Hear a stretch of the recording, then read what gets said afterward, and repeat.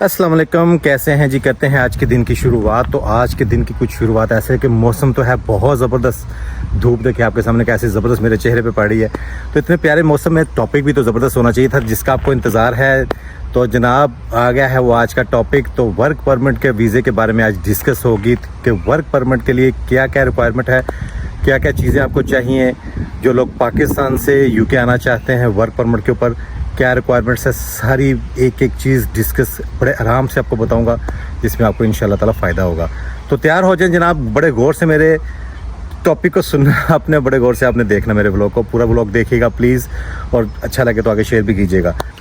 तो लें जनाब, वर्क परमिट के लिए सबसे पहले तो पाकिस्तान में जिस इंसान को शौक़ होता है कि यूके में आना है, तो इस चीज़ को लाजमी कंफर्म करे कि वो किस वीज़े पे आना चाहता है, क्या स्किल्स उसके पास हैं। डिपेंड करता है कि वो कारपेंटर है, डिपेंड करता है वो इंजीनियर है, डिपेंड करता है वो कोई भी मज़दूर के वीज़े पे आना चाहिए। तो यानी कि डिपेंड करता है हर उस चीज़ के ऊपर जो उसके पास स्किल्स हैं। यानी कि यार देखें, यहाँ पे केयर वर्क के भी हो वीज़े हैं, यहाँ पे मोबाइल शॉप्स के वीज़े भी हैं, यहाँ पे रेस्टोरेंट्स के वीज़े भी हैं, यहाँ पे यानी कि हर कैटेगरी के वीज़े मिलेंगे आपको। डिपेंड सिर्फ आपके ऊपर करेगा कि आप किस वीज़े पे आना चाहते हो। जिस वीज़े पे आप आना चाहते हो उसके रिलेटेड आप फिर आगे कांटेक्ट करेंगे। यानी कि मिसाल देता हूँ, कोई इंसान कहता है जी मैंने सेल्स के वीज़े पे आना है, मोबाइल से यानी कि मैं शॉप पे बैठूँगा आके मैंने उस वीज़े पे आना है। और कोई कहता है जी मैं रेस्टोरेंट पे आना चाहता हूँ, मैं शेफ़ हूँ। तो अगर कोई शेफ़ आना चाहेगा तो ऑफकोर्स उसको प्रॉपर कुकिंग का पूरा सिस्टम आना चाहिए, कुकिंग आनी चाहिए।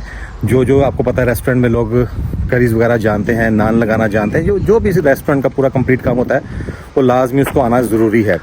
अगर कोई यानी कि मोबाइल शॉप पे आता है, जैसे कि मेरी मोबाइल शॉप है, कोई मोबाइल शॉप पे आना चाहता है तो उसके लिए ऑफकोर्स उसका इतना तजर्बा हो कि बोल सकता हो, कस्टमर सर्विस उसको आती हो, पाकिस्तान में उसने कहीं ना कहीं काम किया हो। इंटरव्यू नहीं होता, बिल्कुल कोई इंटरव्यू नहीं होता, फ़िलहाल तो कोई इंटरव्यू नहीं है। आगे फ्यूचर में हो या ना हो मुझे कोई आइडिया नहीं है, फ़िलहाल इंटरव्यू नहीं है।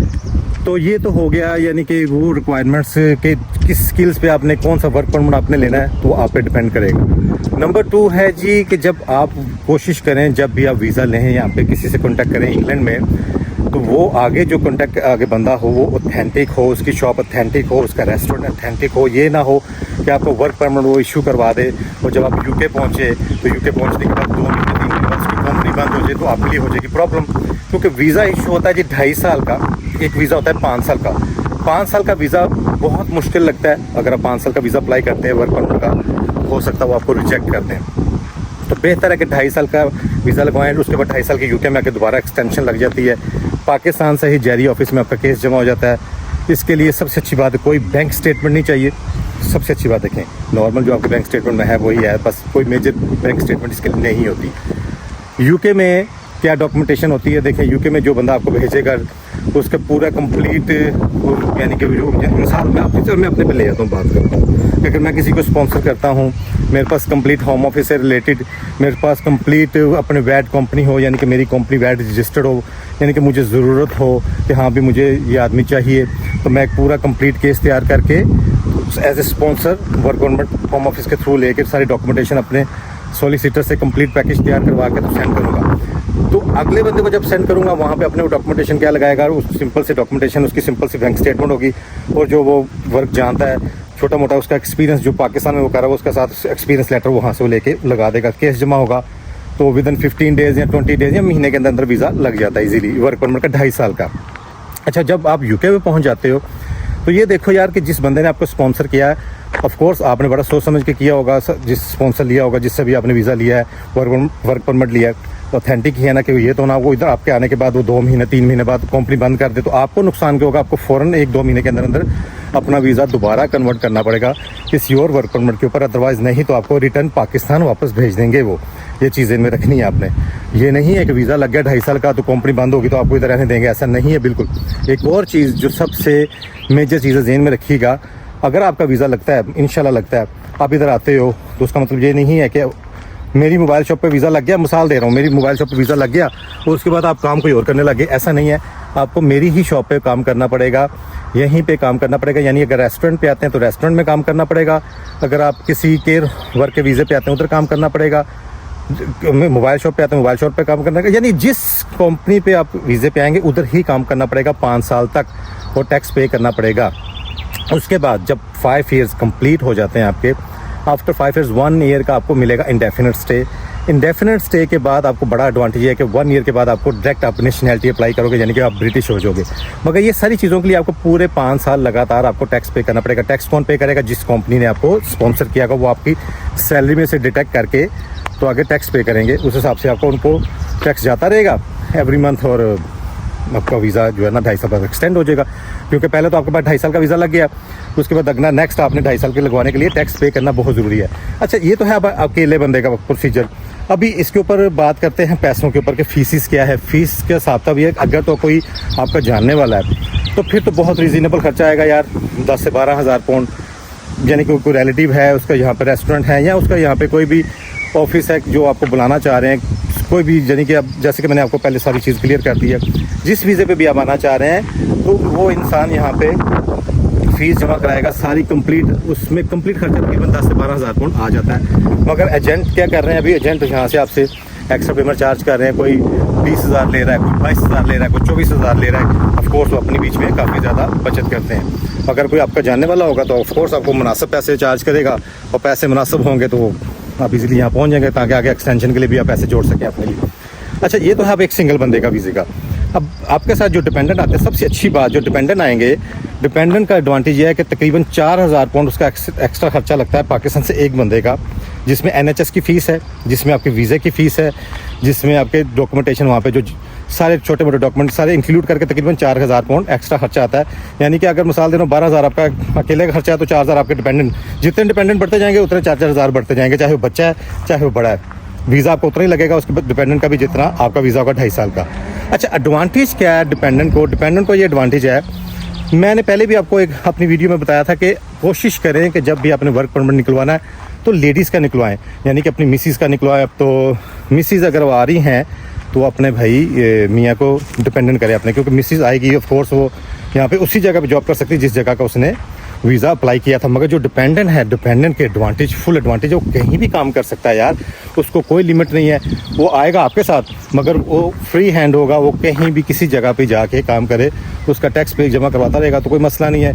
यानी कि उस पर पाबंदी नहीं है यार, तो कहीं भी काम कर सकता है। डिपेंडेंट का ये एडवांटेज है। जो बच्चे छोटे डिपेंडेंट आते हैं, उसका एडवांटेज सुने कितना अच्छा है कि बच्चे आपके यहाँ पे आके नॉर्मली दाखिल हो जाएंगे, वैसे ही उनका मेडिकल फ्री होगा, क्योंकि NHS की फ़ीस पे की होगी आपने, वो टोटली उनका मेडिकल टोटली फ्री होगा। आपका भी मेडिकल फ्री होगा इमरजेंसी का, मगर वैसे आपको प्रिस्क्रिप्शन के पैसे पे करने पड़ेंगे। अगर आप डॉक्टर को चेक करवाते हैं तो प्रिस्क्रिप्शन तो फ्री होगी, मगर जो आप मेडिसिन जाके लेंगे मेडिकल स्टोर से, उसको आपको पे करने पड़ेंगे। मगर बच्चे टोटली फ्री होते हैं। देखिए, बच्चों के लिए बंदा कहता ना यार, आफ्टर 5 ईयर्स सारे कंप्लीट इंडेफिनिट पे चले जाओगे, और 6 ईयर्स में पूरी फैमिली के पास ब्रिटिश पासपोर्ट, तो कितनी अच्छी चीज़ है ये। यानी कि अगर ऑथेंटिक आपको वर्क परमिट मिल जाए तो ये तो बहुत अच्छी बात है। आपका जानने वाला हो तकरीबन 10-12 हज़ार पाउंड एक बंदे का खर्चा, और 4-4 हज़ार पाउंड डिपेंडेंट का खर्चा। तो ये तो है ओरिजिनल ऑथेंटिक फ़ीस। अगर किसी एजेंट के थ्रू आएंगे तो वो कितने पैसे चार्ज करता है, क्या करता है यार, वो तो आप सोचें भी ना। क्योंकि ऑफ कोर्स 22,000 अगर वो एक सिंगल बंदे का ले रहा है, तो अगले डिपेंडेंट का तो ठीक ठाक पैसे चार्ज कर लेगा। वो भी यानी जहाँ 4,000 लग रहा है, वहाँ पे हो सकता है वो आपसे 8,000 चार्ज कर ले। तो कोशिश करें कि आपका कोई जानने वाला UK में मौजूद हो, वो आपको वीज़ा यहाँ पे इशू करवा दे वर्क परमिट का। उसको ज़रूरत हो अपने ऑफिस में, अपनी शॉप पे, अपने रेस्टोरेंट पे, कहीं भी। हाँ, अगर आप गवर्नमेंट के थ्रू डायरेक्ट आते हैं, वो बहुत अच्छी चीज़ है। ऑनलाइन जाके आप गवर्नमेंट के साइट पर जाके चेक कर सकते हैं। जैसे केयर होम पे वीज़े आ चुके हैं, वहाँ जाके आप चेक करें। किसी एजेंट के थ्रू लेंगे, ऑफ कोर्स वो अपने हिसाब से चार्ज करेंगे, उसको मैं कुछ नहीं कह सकता। तो ये है वर्क परमिट के लिए।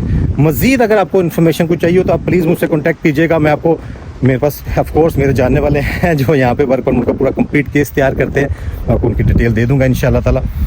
तो मैंने सोचा यार कि डिटेल तो मैंने आपको सारी कंप्लीट दे दी है, तो क्यों ना आपको कुछ नज़ारे भी करवा दें कि किस लोकेशन पे मैं हूँ, किस जगह पे मैं हूँ। लेकिन क्या खूबसूरती है ना। तो ये है जी हमारा लिस्टर पार्क, हमारे बिल्कुल पास, मेरे ऑफिस के बिल्कुल नज़दीक। तो मैंने सोचा यार जो गपशप लगानी है आपके साथ, वर्क परमिट के बारे में शेयर करना है, तो अच्छी जगह पे, खूबसूरत जगह पे लेके चलूँ, मैं खुद भी रिलैक्स फील करूँ, आपसे भी गपशप लगाऊँ तो अच्छा लगे यार। तो आपको इंशाल्लाह ताला मुझे उम्मीद है कि जो मैंने बातें आपके साथ शेयर की हैं, आपको यकीनन उससे बड़ा फ़ायदा होगा। मज़ीद आपको कुछ भी डिटेल चाहिए हो, आप मुझसे बिला झिझक आप मुझे ईमेल कर सकते हैं, मेरे इंस्टा के ऊपर मुझे रब्ता कर सकते हैं। तो कोई मुश्किल नहीं है, कोशिश सिर्फ ये करनी है आपने कि जब भी आपने अप्लाई करना है, ये देखना है जो आगे जहाँ पे आप आ रहे हैं, जो आपको वीज़ा दे रहा है, यार मेरे भाई वो ऑथेंटिक का लफ्ज़ बार बार इसलिए बोल रहा हूँ कि ये ना हो कि सिर्फ वीज़े के चक्कर में, 2.5 साल के वर्क परमिट के चक्कर में ये ना हो जाए कि आपको कहा हाँ वीज़ा लग गया बस पहुँच के हो गया। नहीं भाई, वो जब तक आपके पास 5 साल तक वीज़ा है ना उस बंदे का, यानी उस बंदे के अंडर आप काम कर रहे हैं, तब तक आपके लिए मुश्किल यही है कि वो किसी टाइम भी कंपनी क्लोज़ करेगा तो आपके लिए प्रॉब्लम हो सकती है। तो कोशिश करनी है जिस बंदे से भी आपने वीज़ा लेना है, किसी भी चीज़ का, केयर वर्क का, मोबाइल शॉप का, रेस्टोरेंट का, या किसी भी कैटेगरी का वीज़ा लेना है तो वो ऑथेंटिक ही लेना है, ताकि आफ्टर 2.5 साल के बाद एक्सटेंशन भी आपकी ईजी हो सके और कंप्लीट 5 साल जब आपके हो जाए तो आप इंडेफिनिट स्टे, हाँ जब आप इंडेफिनिट स्टे पे चले गए फिर मुश्किल ख़त्म। इंडेफिनिट का मतलब आप यूके के नेशनल हो गए, तो इंडेफिनिट मिल जाएगा तो फिर आपके लिए आसानी है। बच्चे तो वैसे ही आपके डे फर्स्ट से ही यूके में ऐसी ही ज़िंदगी गुजारेंगे जैसे एक नेशनल बच्चे ज़िंदगी गुजारते हैं, जैसे ब्रिटिश बच्चे ज़िंदगी गुजारते हैं, आप भी वैसी ज़िंदगी गुजारेंगे, आपके में कोई फ़र्क नहीं होगा और सारी आपको बेनिफिट्स मिलेंगे। मगर जो प्रॉपर बेनिफिट्स जैसे कहते हैं, जो गवर्नमेंट की तरफ से पेमेंट्स मिलती हैं, चीज़ें मिलती हैं, वो आफ्टर इंडेफिनिट ही मिलती हैं। मगर इस दौरान आपने कोई बेनिफिट नहीं अप्लाई करना। ये नहीं है कि आप यूके में आते हैं तो आप 2.5 साल के वीज़े पे, या फिर एक्सटेंशन 2.5 साल की कराइए, 5 साल में आपने बेनिफिट्स लेने शुरू कर दिए, आपका इंडेफिनिट लेट हो जाएगा, रुक जाएगा, आपको आगे इंडेफिनिट नहीं देंगे। तो कोशिश करनी है कि जो 5 साल आप वर्क परमिट पे हो, कोई बेनिफिट्स अप्लाई नहीं करना, उल्टा इनको टैक्स पे करना है। टैक्स पे इसी चीज़ का तो वो टैक्स लेते हैं भाई, वो टैक्स आप उनको देंगे तो फ्यूचर में आगे आपको इंडेफिनिट स्टे देंगे, या 5 साल के बाद आपको ब्रिटिश पासपोर्ट देंगे। एडवांटेज बाद में होते ही होते हैं, बहुत अच्छे एडवांटेज होते हैं और इंशाल्लाह ताला आपके लिए बेहतरी होगी। तो दुआओं में याद रखिएगा प्लीज़ मुझे, और यकीनन आपको व्लॉग मेरा अच्छा लगा तो शेयर भी मस्ट कीजिएगा। आगे अच्छे व्लॉग आते रहेंगे। हाँ, मेरा नेक्स्ट व्लॉग जो आएगा इंशाल्लाह वो स्पाउस वीज़े के ऊपर होगा। स्पाउस वीज़े की कंप्लीट डिटेल दूंगा आपको, क्योंकि मुझे आगे भी एक और वीज़ा डिटेल आपके लिए बनानी है विज़िट वीज़े के लिए। वो मेरा जो नेक्स्ट उससे अगला जो होगा वो विज़िट के ऊपर होगा, मगर इससे अगला आने वाला जो मेरा व्लॉग होगा वो स्पाउस वीज़े के ऊपर होगा। तो दुआओं में याद रखिएगा। मिलते हैं इंशाल्लाह ताला न्यू व्लॉग के साथ नेक्स्ट। तो प्लीज़ मेरी वीडियो को शेयर मत कीजिएगा। अल्लाह हाफिज़। दुआ में याद रखिएगा ज़रूर। जज़ाकल्लाह। अल्लाह हाफिज़।